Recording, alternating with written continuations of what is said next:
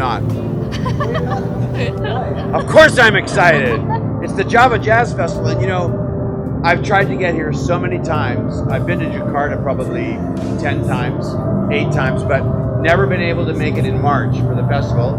Peter Gunda is a great, great friend of mine, and he's done an amazing job. I watched this jazz festival start from nothing, and I just wanted to wait till it was huge. No, that's not true. I'm just happy to be here. Leia is Indonesian. Birgit lives in Amsterdam, so very international. And Eric Benet, I don't know where he's from, but he's from Mars. Now Eric is one of these incredible, wonderful singers, as are the two ladies. And we're just going to go out there and have fun. And the band is all from Southeast Asia. So I really wanted to make it a local, indigenous affair. And I'm going to go to the audience. We're going to get some people to sing from the audience. It's going to be fun. That's my name, Leia Simanju. Oh yeah, I can't say her last name. She is Leia. Leia. Love them. I mean, you know, Leia. What about Angun, my partner on Asia's Got Talent? Love her.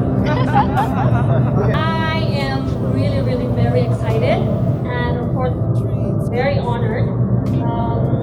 Sudah lama saya memimpikan ini, bernyanyi dengan seorang maestro. Nah kali ini benar-benar maestro. So he's in front of me now dan kita sudah latihan tadi. Aku benar-benar merasa tersanjung dan sangat benar-benar ini hadiah Tuhan buat saya di awal tahun ini. So I'm gathering that maestro is the same word in Indonesian as it is in English. Yeah, I got Don't worry. Okay. I'm so honored and happy to be here on the Java Jazz and to work with David and Eric and Leah. It's really an honor, and I already learned a lot in 2 days from David, rehearsing with him. And I'm so excited about tonight. So I'm ready to perform. Okay. Well, I've had the pleasure of, I'll get to you later, but I've had the pleasure of hearing these incredible ladies sing for rehearsals and sound check, and it's the talent on this stage, on this panel right now is crazy. Their voices are so strong and beautiful. And David is just, I grew up idolizing David Foster, and you know, I heard Leah, even though I don't speak Bahasa, I could tell from what she was saying was, you know, kind of the same thing. I just grew up waiting for any project that David Foster's name was on, to go to the record store, buy the record, study the music, and you know, so I think David Foster is one of those living legends that so many people in the industry owe him a debt, you know, for their careers. And I'm just. And Indonesia, saya cinta Indonesia. Yeah, thank you. I might say though, thank you Eric for the kind words, but Eric is no stranger to the Java Jazz Festival. This is maybe his 4th appearance at the festival, so he's a veteran at the festival. They love him, and he loves Jakarta. Yeah, I mean, this is definitely one of my favorite places on the planet to visit. You know, just going here, Jakarta, Ubud, Bali. I mean, whenever I'm away, I can't wait to come back. So it's an honor to be here, and Peter Gonta and Paul Denkmeyer and the whole Java Jazz crew. I'm just thankful. Here's the thing, you know, as any of these people up here can tell you, there's talent in every nook and cranny of this planet. And you can go anywhere to the remotest part of Africa and see somebody who's just amazing. There's talent here in Indonesia that is so wonderful. And these musicians have worked hard, they put their 10,000 hours in.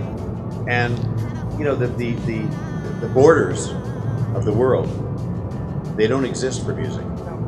And thank God, because honestly, without getting political, I think music is the only thing that can only speak of peace. There's no other way to speak of peace other than through music. So, you know, Indonesia, bring it on, man. If you can sing great, I don't care where you're from. I want to find you. Well, I had to wait for the right people. Hey, good to see you. And so Brigette and Leia and Eric. And honestly, it just never worked out for me to be able to come in March because I always come to Asia in August or September. But you can blame Mark Johnston and Mindy over there because they always book me here in August. But this time we got it right. And you know, in fairness, I mean it's huge now, this festival. So I'm glad that I'm here now when it's so big, you know. Well, the three singers are going to sing a song at the end of the show. That'll be kind of different, but culturally, I think, you know, pretty much we're bringing our culture to you.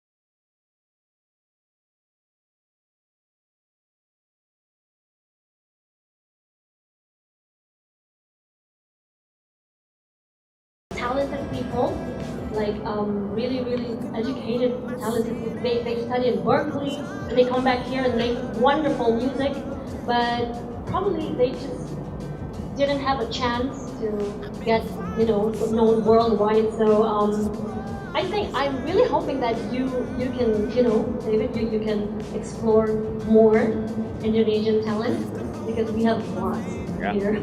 Yeah, Brigette? I agree with Eric. You guys got a lot of soul, good taste of music, and it's different where I come from, Amsterdam. It's not that kind of soulful, so sometimes I feel a little bit lonely, you know, in the music industry. But here, I think everybody is really soul-minded, and I like that. Yeah. You know, the thing is that if you trace the trajectory of pop music, pop standing for popular, and you think about the Beatles copied American music. That's how they got their unique sound, by copying Jerry Lee Lewis and Elvis Presley, and those were their heroes, right? They took it and they made it their own.